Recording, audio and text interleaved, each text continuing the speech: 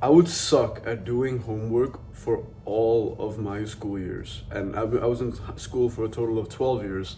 And even saying that I suck at doing homework is kind of a cope because I barely even have like five memories of me like actually doing the homework, which is honestly very, very sad to think about. Like, I can't even remember like around five like, proper memories of me sitting down and doing homework, whether it's math, science, whatever.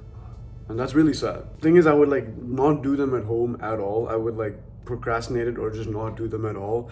And there'd be so many times where I would come to school and I'd be a little bit early because I was a bus student, and I would just write the homework if I could before the teachers came in, or right before the teacher sees it I write it all, or I just take the L and I just lie saying like, oh, I had this, I was sick, all these different excuses for not doing my homework. The thing is, chances are, if you're watching this, you're not like a tiny kid. You're just like, you just don't want to do the homework, and you just want to know like what's a hack you can use to just simply get it done, so that you don't have to worry about it. You don't have to like focus on it. You don't have to put much mind to it, and you can just get it over with. There's a very, very good chance you're watching this not because of the reason where, oh, you actually want to study and you actually want to like, remember the notes. Sure, there are benefits to doing homework because recall and your brain tries to remember the answer. Your brain's working hard. Friction.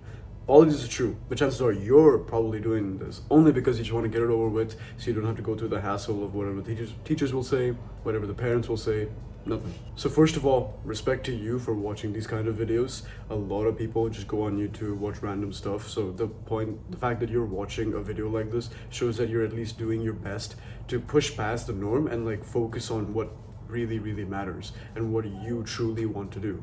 And if this video is going to help you with that, I appreciate it. And I'm grateful for you watching this video, and I promise by the end of it you will know how exactly you can do homework efficiently. And like, there's two methods I'm going to teach you. It prioritizes efficiency meaning you get the most done in the least amount of effort and least amount of time, so that you can just move on with life. It doesn't take that much effort, and if your goal is still studying, you can spend more time studying than focusing on homework, so you win at both parts of life. The first thing you need to focus on is progressive time load. This is a term I coined, and it's very, very similar to progressive overload in the gym. So if you've ever worked out or you've watched a video of working out, you have any kind of idea, the main point of the gym is that you lift weights and you get stronger, and then you up the weight and you increase the amount of load you're carrying so that your muscles have to constantly adapt. Because if you do, let's say, a 5 kilogram dumbbell, and it was really tough for the first time you did it, like, oh my god, I can only do like 10 or 12 of these reps, and then you get stronger in 2 weeks, and then 2 weeks later you don't really feel the pain. Like, if you don't feel the pain, you're not going to grow, you know that. So what you do is you go to a 7.5 or a 6, or you do more reps of the 5. This creates constant tension, and this is called progressive overload. Overload meaning you're constantly putting tension under your muscles, and you're progressively increasing how much of that you're doing based on your strength. Now, how does this relate to studying? Is that a lot of people treat studying, when they're not good at studying and they're not good at doing homework. Trust me, I'm not good either. We treat it like a full-blown gym workout to a person who's never went to the gym. Think about it. If, let's say, you're a gym trainer and someone just entered the gym, would you like they just entered, like this is their first day, would you put them to a strenuous like 1.5 2 hour workout? No, because one, they're not going to follow through with it mentally, and two, their body's just not going to be able to handle that much load on one day. So you cut it down, you make it shorter, you do like a 40-minute workout, 30-minute workout with less exercises. That is the same idea we're going to follow for progressive time load. It's where instead of doing homework and sitting down for like 1 hour or 2 hours and thinking, okay, I'm gonna finish this, you simply just set a 30-minute timer, 20 or 30 minutes. Trust me, I still do this, and I'm in college. You set a 20 to 30-minute timer, and you just do as much as you can in those 20 or 30 minutes. Let's say you got the homework or the assignment. You got to finish 10 math questions, and each math question takes like 10 minutes for you because you suck in math, right? In that sense, you just still set a 20 to 30-minute timer, and then you just do as much as you can in that time. So if that's 4 questions, that's all you're going to be able to do, and that's all you're going to do. You're not going to push past it. Why are we doing this? Is because you need to tell your body, because your body only reacts to what you give it. So if you put yourself into a stimulus where you still put the effort, you still done the task, but you didn't push yourself past that limit where like you feel super uncomfortable. This is the same idea as like you're still doing the workout, but you're only doing it for 30 minutes. So you're still getting the strain, you're still getting the growth factor, but you're not pushing yourself so much that your mind just gives up. Because the last thing you need to do is do too much where you just hate this process. You want to love the process. So this is what I still do. If I got an assignment to do in college, which is very similar to homework in school, by the way. I just get up in the morning and I always have black coffee with me, like now.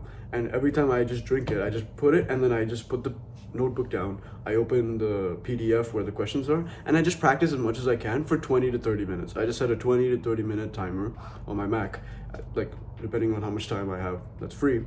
And I just do as much as I can in those 30 to 20 minutes. You don't actually have to finish the homework in one sitting.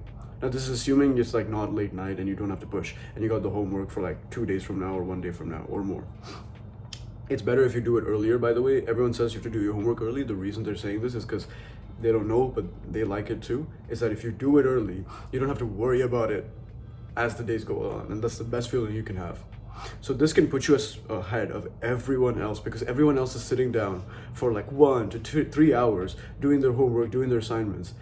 They don't really have to, right? Sometimes assignments take a really long time, like an hour or two, which if you have the time and you have the grit, you can sit down for 1.5 hours or 2 hours and do it. But a lot of people, they just don't want to do it. So just sit down for 30 minutes, do as much as you can, and then leave it, and then come back later and do it again. Instead of sitting for a whole hour, if you split that hour into two 30-minute blocks, you will have so much more fun doing it because it's such a chill process and you can constantly do it. You can keep a habit of it.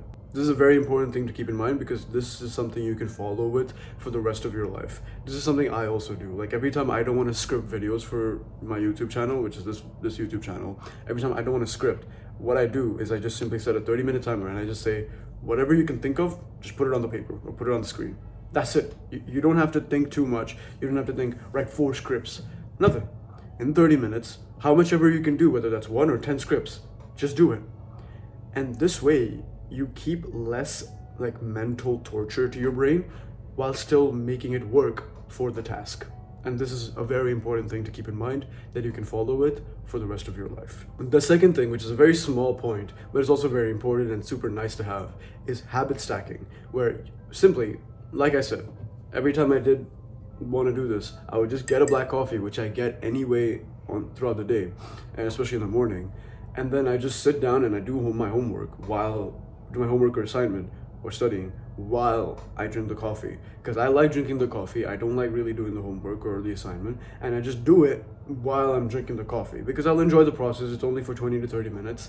And the moral of this entire video, right? I'm just making these points to explain a certain point, but the moral of this entire video is simply that you don't have to go all out and do a lot in the beginning. You don't have to. Like, there's nothing forcing you to do that, right? If you stay like real to yourself and you get an assignment that's due 5 days from now, then you're not gonna procrastinate. Just do some of the assignment for 30 minutes every day. Now, you might feel like doing 45 minutes, 1 hour, but especially if you're a beginner and studying or like working hard, you don't want to do that. Like, your brain will tell you want to do more, but don't do that. Just stick to the 30 minutes and slowly but surely increase the time based on your own comfort level. Stay with a lower time frame and then progressively overload. This is literally no different from going to the gym and just doing 2 exercises to begin with. And as the weeks progress, you add 1 more exercise, you add another exercise, then you add an extra set for 1 exercise, and you slowly get to the maximum point. You don't just go from 0 to 100. That's just gonna torture you. You might think that's gonna give you a lot of bonus, but if you're being honest with me right now, nothing in life where you went straight from a 0 to 100 actually worked. It's always slowly but surely. If you like this video and you want to see more, you can click the like button. It just tells me that you like these type of videos. Click the dislike button if you dislike it. I don't mind. Subscribe if you want to see more. And if you subscribe, I get the indication that you like these type of videos and I can make more of them. And if you want to see more videos, just click my face down there. I have a bunch. They're all just my face. And yeah, I hope you have a wonderful day and have a good day.